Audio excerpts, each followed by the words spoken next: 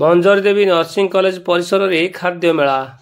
Balianta block पुराण पंचायत अधीन panchayat road स्थित मंजरी देवी nursing college परिसर में गत 26 तारिख दिन खाद्य मेला अनुष्ठित हो जाइछि।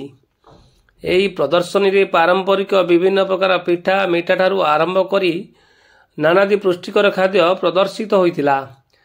कॉलेज रे अध्ययनरत छात्री माने 30 प्रकार सुस्वादु खाद्य प्रस्तुत करी प्रदर्शन करथिले। छात्र समूह प्रस्तुति रे सहयोग करथिले।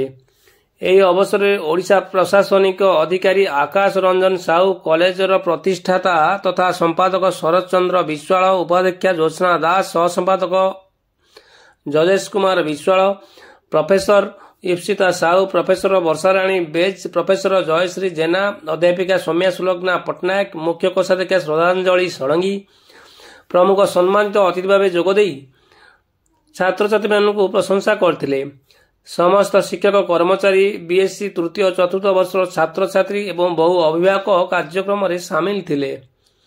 एही परिप्रेक्षी उत्तम खाद्य प्रस्तुति नहीं छात्री मानक अतिथि वृंद पुरस्कृत